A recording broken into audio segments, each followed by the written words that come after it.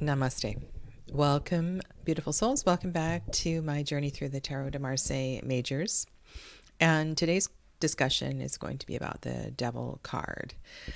And this is a card I have put many hours into contemplation. And so to go back to these earlier decks is really quite something.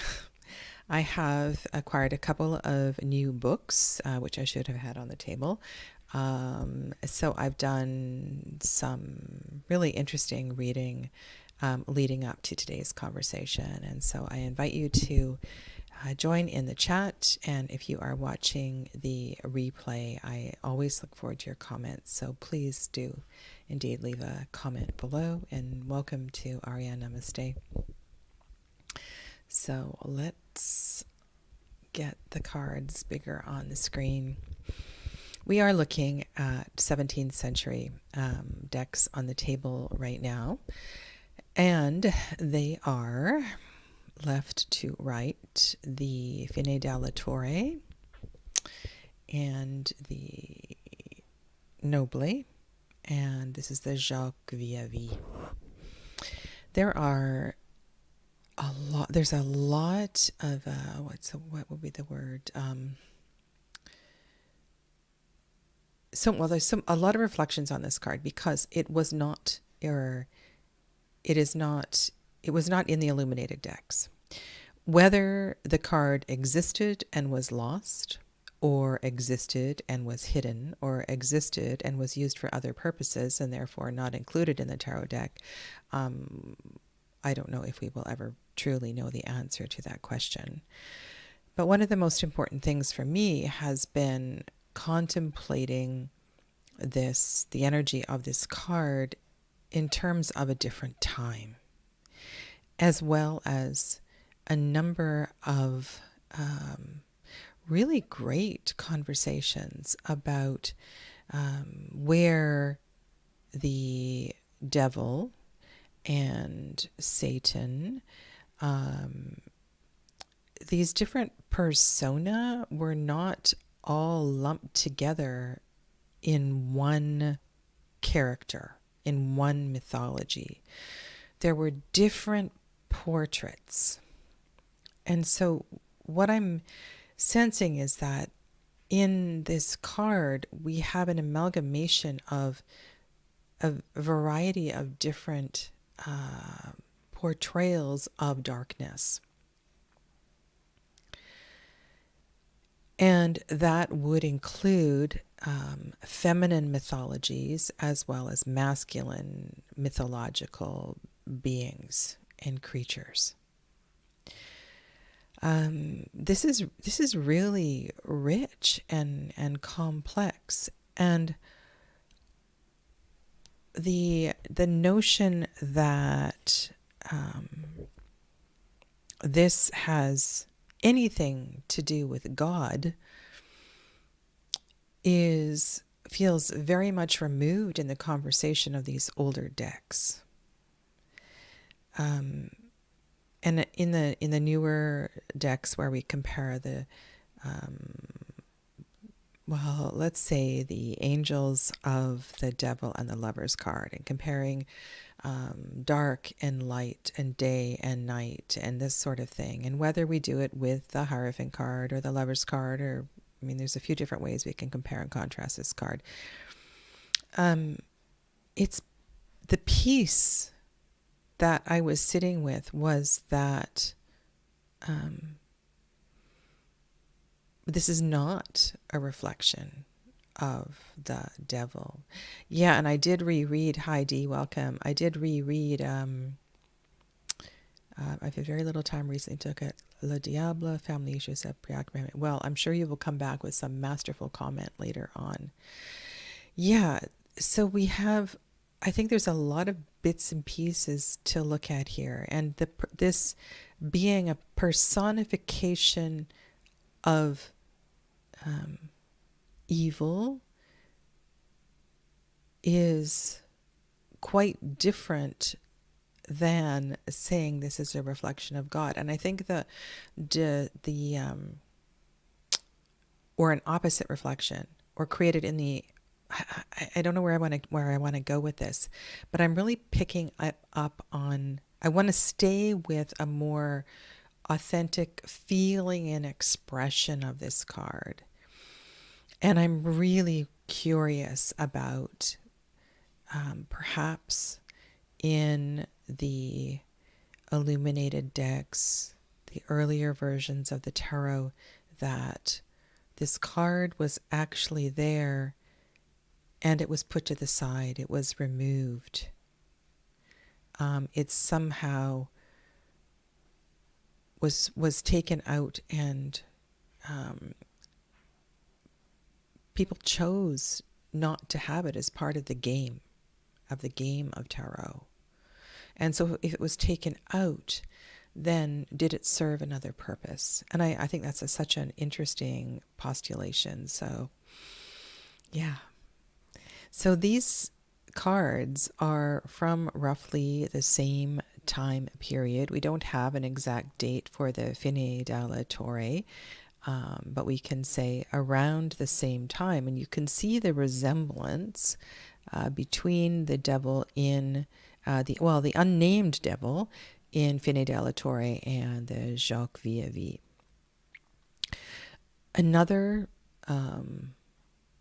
really interesting thing to sit with is the face on the belly. Ooh, I think that's a good point. Yeah, maybe they felt the card tempted fate if they used it. It would be quite dreaded, or maybe even give one permission to commit. Well, of course, it wasn't used for fortune telling. It was a part of a game. So I can only imagine in a different time how it would feel to draw a card like this. And so why not remove it from the deck and hand it to the, I don't know, the castle's witch, the castle's seer. I don't know. Anyway, I want to go back to something else here. So the face on the stomach and the face on the head. And, yeah, good point. I think there's something to sit with. And that has to do with where we lead from. In certain circumstances, what guides us? Does our gut guide us, or does our head guide us? And there are a lot of expressions that speak to, trusting your gut, and listening to that. And I know indeed the relationship between the eyes and the stomach. Physiologically, there's a connection. Energetically, there is a connection. And so this face on the belly is really interesting, and I think kind of overlooked as a possible conversation that we could dive into in a reading. And I don't want to say that the head on the shoulders is any wiser than the face on the belly. They are both very much needed. The other anatomical part that draws my attention are the faces on the knees in the Jacques Vieille deck. And I don't know if there are other decks that have faces on the knees. And where I'm going with that is the Saturnian connection to the knees. And this card, in the esoteric tradition, in the Golden Dawn tradition, being connected to Capricorn. And it's so powerful, actually, going back and looking at older decks and going, wow, well, maybe there's something to many of these esoteric connections that have been built into the tarot. So we have in the Jacques Vieille, we have a face on the head. we have a face on the belly and we have a face on the knees, and these different perceptions. In this particular picture, I would say the knees are leading. And I know we all have different experiences, with perceptions of various healers, how different body parts connect to different things. And I don't want to argue about that, but I just, there's something to this.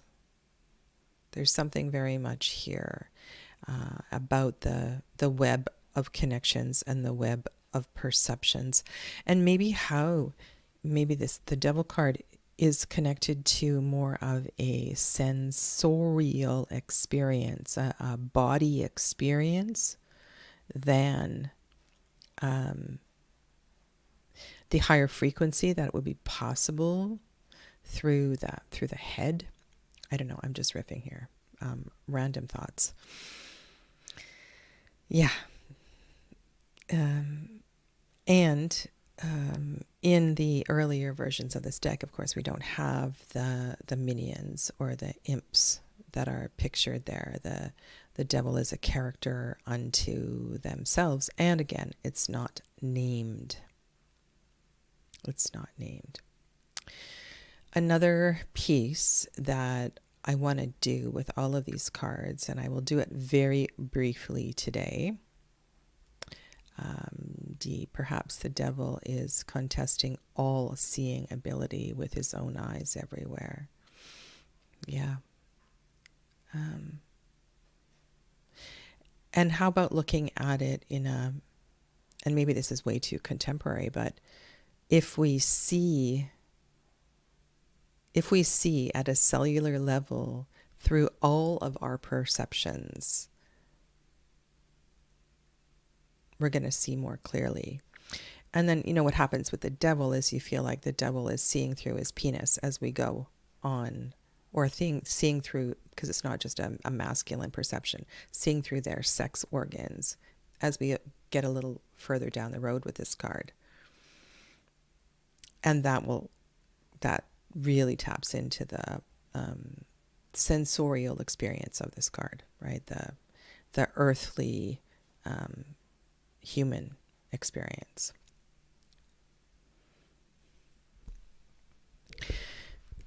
What I'm really feeling here is that a card such as this gives you way more to work with. For me anyway, if it were to appear in a reading, I love the conversation that it would evoke in a reading. And there's a kind of I know that one of the writers books I was reading before this was referring to Hindu gods that also had their face on their belly and no head. So there is that mythological correspondence too, and that could very well have come in historically through who knows where, how it would have made its way into India. And I would need to go back and look at some of these references to find that source.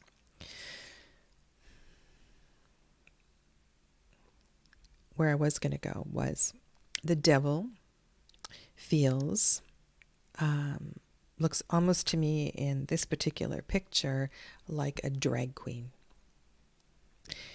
And that energy for me feels very playful, like challenging life.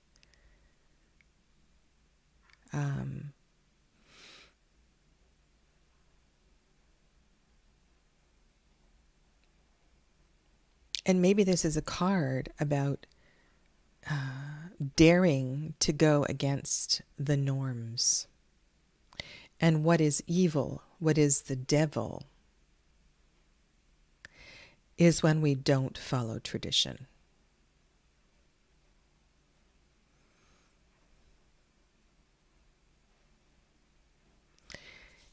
And I mean, that's the stuff that's going through my head right now. It's really kind of funny, and I prefer not to plan these chats too well, because I love it when I sort of wander off. But I'm looking at the green of this particular character here, and what I was saying of the going off in your own direction.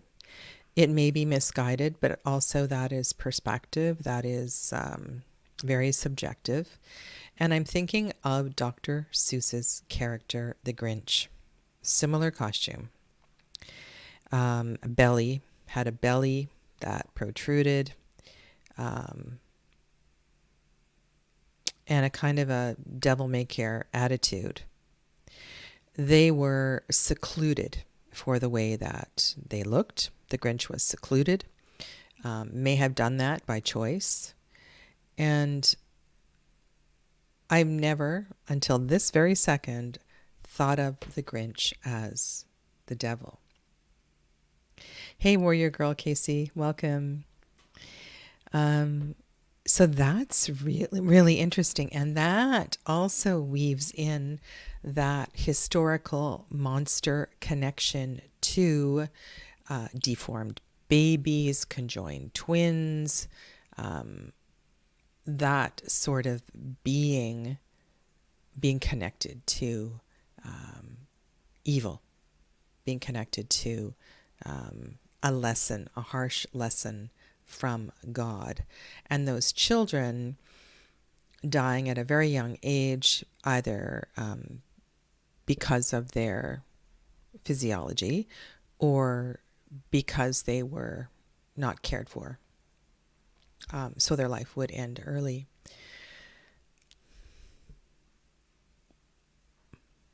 So what if this is a card of not feeling included? Because I am a monster. I have been called a monster.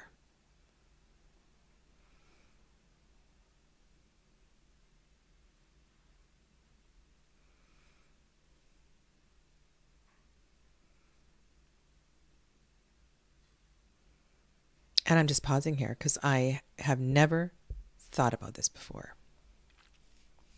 So let me know how that sits with you, because it certainly is not a direction I ever would have gone with these cards.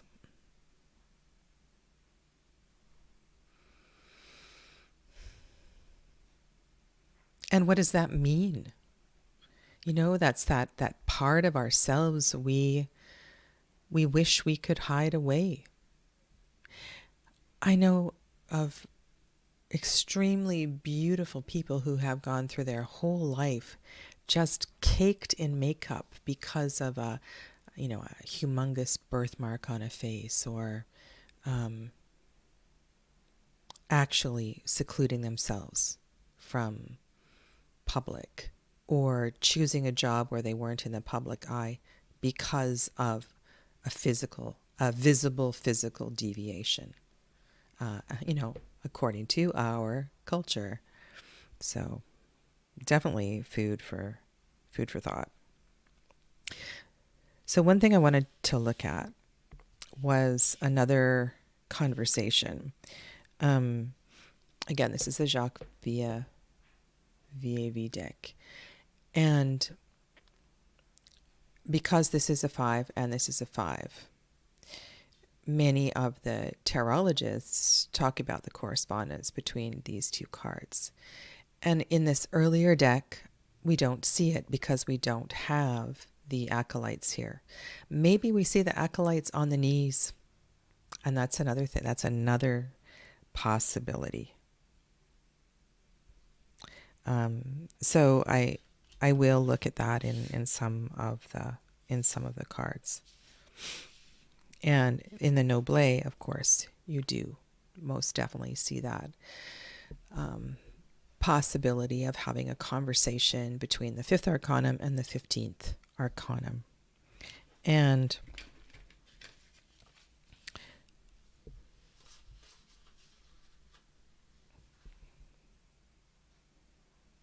in the Fine Delatore, where you see the stigmata on the hands. And to me, this looks more like a popess than a pope. I believe they were switched in this deck. That's a...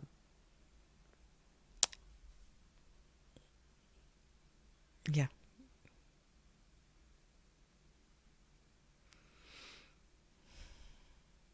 I don't even know what to say. Hello, Coco. Welcome. Casey says, I've always thought of the devil card as ego shadow. Our ego knows it has an expiration date, whereas our soul essence is infinite. I truly... oh, you're welcome. You're truly welcome. And, you know, I think this impression, Casey, is from contemporary, more contemporary interpretation. And so I think in a card like this, going back and asking these questions, and of course we're all going to build our own interpretation of this. It's just, for me, it's kind of fascinating. Okay, so now we are 18th century, and I have Pierre Madanier. The coloring is a little bit different in some of these decks. 1709. Middle deck is Jean-Pierre Payen, 1713. And then I've got some really interesting questions to ask. This is Lo Scarabeo deck. This is Minchiari al Signo. Okay. And so in this particular deck, we don't have the acolytes either. But let's look at these two decks that are very close in time. I need to zoom in so I can see on the screen and keep my face forward. How do I do this? There we go. Okay.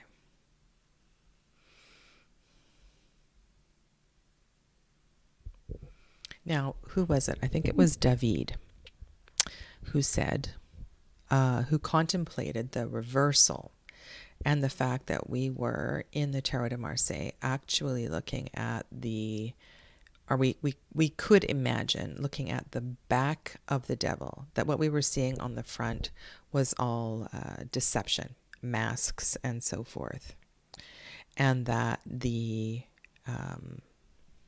penis that we look at is not actually a penis, but this is a belt, and this is all part of a costume, and we're looking at someone's back. And that's a really interesting reflection. I don't know what I would do with it or how far I would go with it.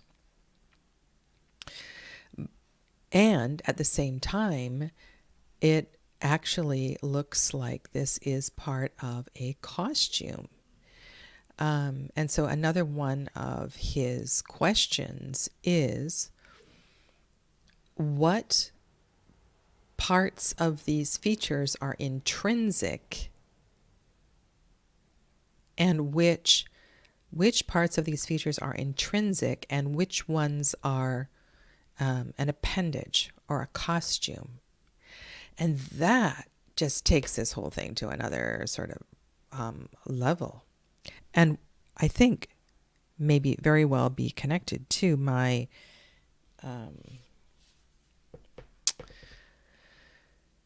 the idea here that this indeed is it's a costume, it's a facade, it's an energy that we're seeing shine through what on another given day may look like a normal human being. And I also see here the head is going in one direction and the feet are going in another. And that in itself says something rather loudly here.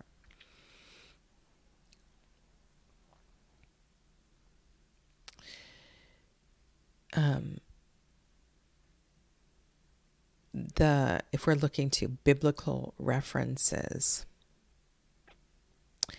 and the correspondences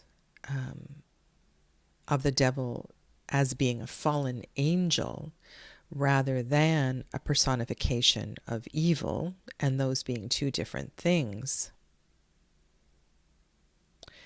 then what angel is being portrayed here? And I think that's a conversation we have asked in more recent decks. However, that would be known, right? That would be known to the people. That would be known to anyone who has knowledge of the Bible, that the devil is a fallen angel.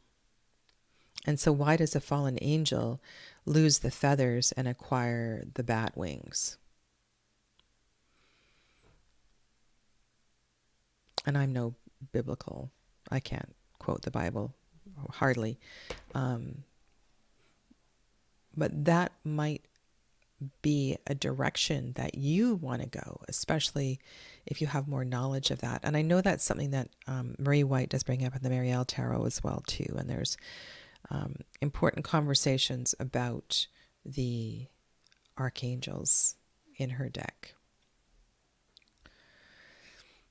And she places the archangels as minor sixes, which is a reduction of 1, 5, 15. So something kind of cool going on here. The size or the apparent, let's go to Dee's comment and then I'll carry on with my ramble. The Italians loved a mask. Yes. I think of, and the elaborate nature of masks and how that would be a part of parties, right? Drunken exuberance. Bats are nocturnal, creepy, and fly about at night making weird noises. Really? I don't think they're creepy at all. I think they're so fascinating. But yes, they're nocturnal. So is that pointing to the fact that this energy comes out at night? Yes, this energy is dark. Okay, so the place that gets really uncomfortable here, and we look at the tarot and the blues and the reds and the blacks and the whites, and I feel this is getting a little more into the esoteric tradition, but black refers to the feminine, the darkness.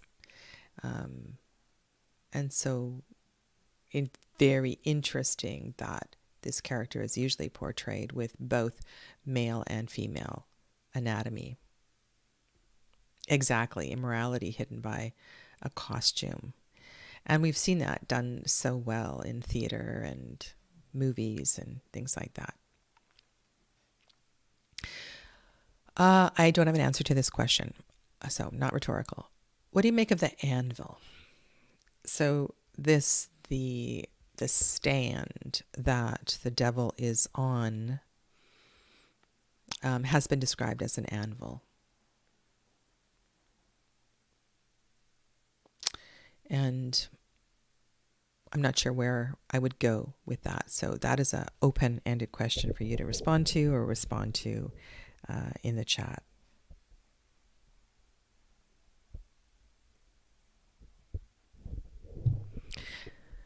I'm looking at the tongue sticking out. It just reminds me of a deck that I'm trying to make heads and tails of right now. That's the Tarot Avatar Frida Kahlo deck. And I don't know if it is a fixation on the sexual, if that's where I want to go with that or not. Okay.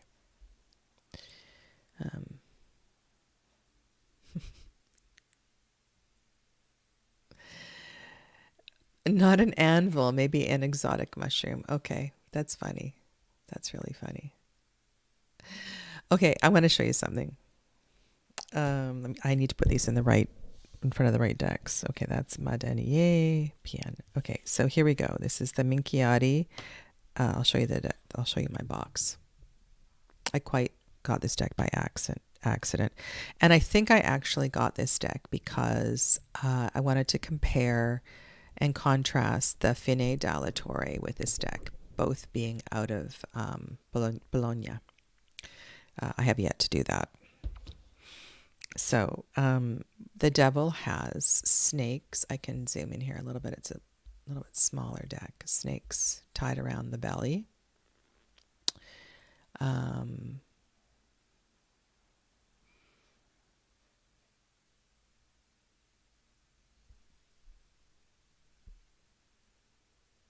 It's definitely standing on the earth.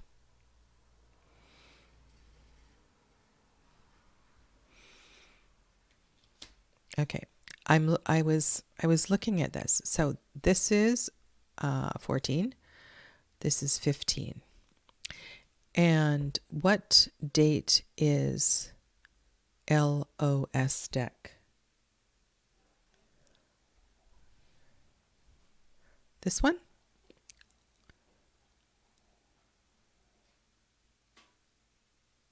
$1775? Is that your question? Sorry, LOS. Okay. So look at these pictures. It looks like there is a woman escaping from a triste in the tower.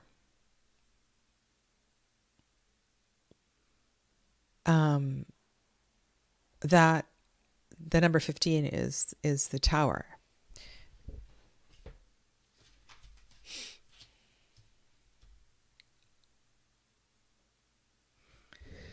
And then the crown falls off.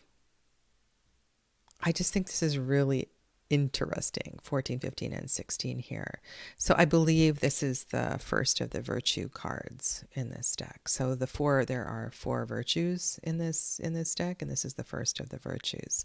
So we've lost the virtue here. So we've got Devil.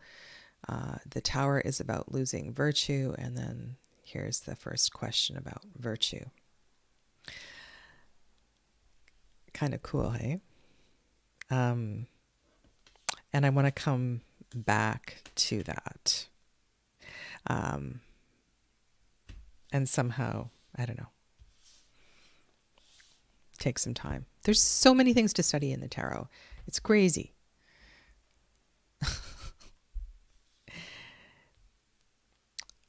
This is such a gorgeous deck. I want to tell you something. So I purchased this deck many years ago from Tarot BG, Tarot Bulgaria. And as I've been going through, and I've never used it for readings, as I've been going through and photographing cards and doing my discussions, I realized I do not have a world card. I had 2 wheel cards, and I had put one away in my box of extra cards. And it was only recently that I discovered I don't have a world card. Well, this morning I wrote to Tarot BG, and they're going to send me. They have some. I mean, this deck has been out of print for a while. They're gonna send me a world card for €7 for the cost of mailing it. So, yay, Tarot BG. That's a great. I'm so happy. So I will have a complete deck, and hopefully I'll have it by the time I get to the world card. I think there's something going on here. There's a real connection in this story that weaves from 15 to 16, and I don't want to get ahead of myself, but if you're doing any preparation, research, your own contemplation, have a look at these connections. Now, in this Soprafino Tarot, look at what we've got down below in the fire here. I don't know what you see. It almost looks like there are horns on the face on the right, and that face is holding the leg of the devil up above. So this to me looks like we have two perceptions of, Lucifer and Satan, or Satan and, they're not all joined together here. And then at the bottom, we have another malevolent figure that looks more like a pig's nose.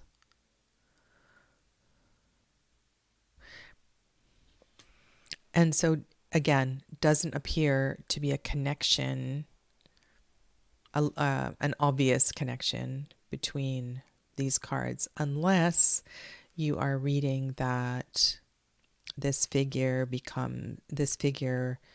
is one of the acolytes, and then this figure has a slightly green face is another one. But also in this card, there aren't just two acolytes. There are other figures here. There's at least 3. I see 4 in the foreground. So in the open reading style, where you transpose figures from one card to the next to help to tell your story, there's more going on than meets the eye in a deck such as this. 1840 Gassman Tarot. We have actually something kind of different here is that the two imps, it looks like they're having a conversation. They've got their own little story going on. Oh, one thing I forgot to mention, yes, great customer care, is that the relative size of these figures compared to the devil. Now here they look smaller, but in some of the decks, let's hear. There's been discussion that they're all the same size, or they're very, very, very similar in size.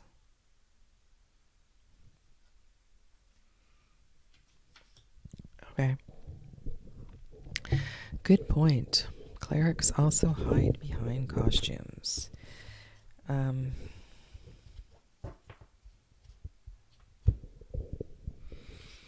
I really like this new direction. This may be taking me. And so I'm going to, for my own, maybe as part of my preparation for the next episode, which will be in 2 weeks' time, we have a holiday here next weekend, is to have a really good look at the story among these 3 cards. Anyway, what I was saying was that these 2, unique to this deck, seem to be having, or maybe other Swiss decks as well too, a conversation among themselves. It's like they're having their own little party here, unaware of the looming figure overhead. When I did my top tarot trump video, I included this deck from another version of the tarot of the master. It wasn't in my top 5. However, it was a card that I really want to talk about. Now, this particular version of tarot of the master, this is the one that you're looking at here.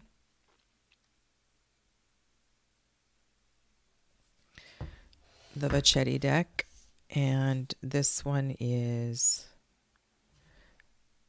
1893. So I would have to look back at the history of this deck and sort of reflect on the mythology here. But this reminded me of even more ancient mythology. This takes me back to in the Bhagavad Gita. So Bhagavad Gita is is one chapter in a much larger Indian epic called the Mahabharata. And when Krishna reveals himself to Arjuna, so Krishna is the perception of God who acts as the charioteer of the soldier in this particular story. At the beginning, the soldier, Arjuna, the warrior, Arjuna, doesn't know that his chariot is being driven by God.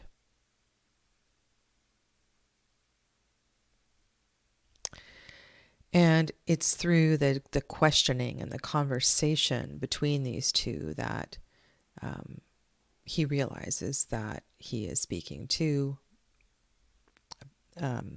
somebody who knows a lot. And at some point in this chapter, God, Krishna, reveals himself. And I was at a temple in Delhi, the old part of Delhi, an Ishkan temple.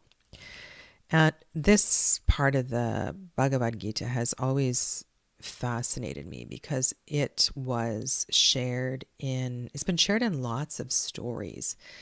It was, there's a very small piece of it. You know that other Indian movie where the boy goes across the ocean on a boat that has a zoo story involved in it? It was in that book. Oh, that book is so good. The movie's pretty good too. If you can remember what it is, please put it in the chat. Anyway, so when God reveals themselves and Arjuna looks into the mouth of God, the whole of the cosmos is revealed. So the cosmos, the planets, the stars, the horror of this world, the blessings, the goodness, all of the cosmos is revealed. Everything is revealed. And it is terrifying. And they have a, what do you call it? Like you kind of walk through this book. It's a 3-dimensional experience. And there's music and there's passages that are recited aloud. And when you go through this section, it is terrifying. It's like a horror show. I couldn't get out of there fast enough. I didn't want to take my time through the end. So when I saw Tarot of the Master, this is what it made me think of. I don't know if it's a monkey's mouth. I really haven't studied the Vachetta Tarot, so I don't know. Kind of looks like a monkey. And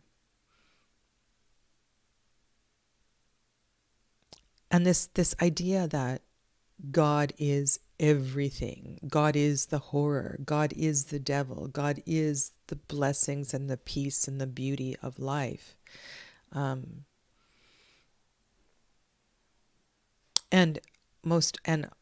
so often we are ill prepared to face God, or I don't know what the thing is, how I want to say that, but Arjuna was certainly ill prepared for God to reveal themselves.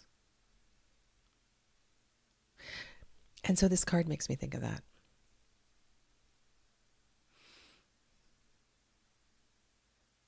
And you could look at it in so many ways. You know, here we have the devil in the mouth of a ginormous monkey or other creature. But this I think this is the entrance to hell.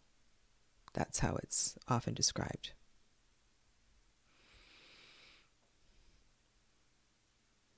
So when I look at this across times, cultures, and think that this Indian epic is way older than the tarot, it kind of blows me away. And the fact that, oh, not this one.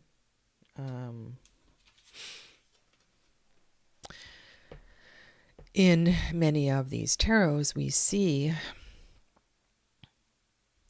what would be familiar in Indian iconography and Indian perceptions of what do they call them? They don't call them monsters. They call them,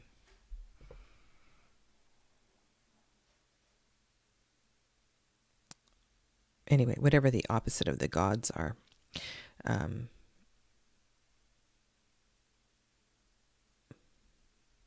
I love these reflections because it is encouraging to know that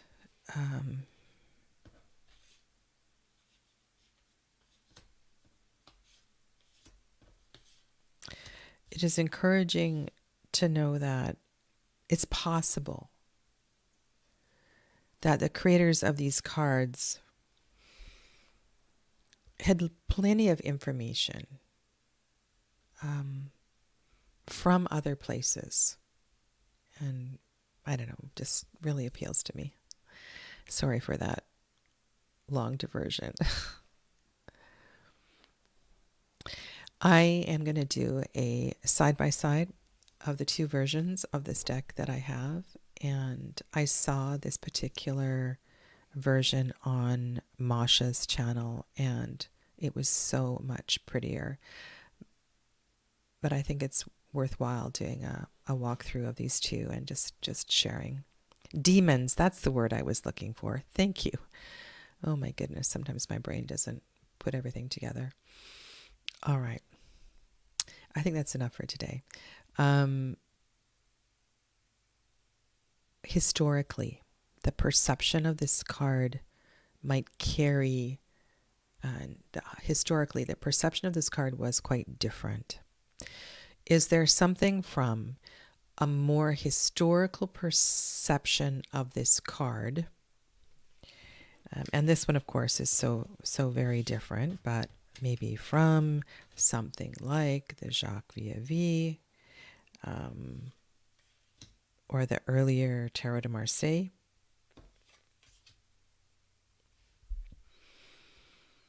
That you don't see in contemporary decks and really speaks to you.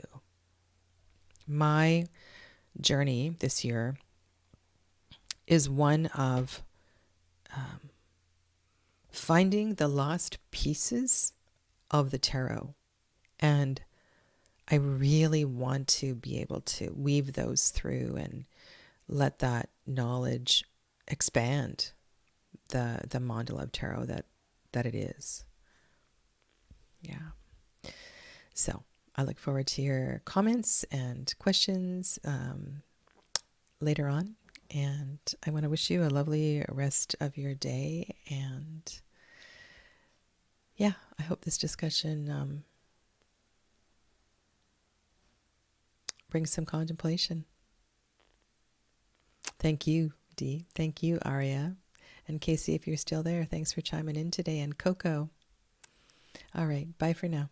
Have a lovely rest of your weekend. Blessings to you all.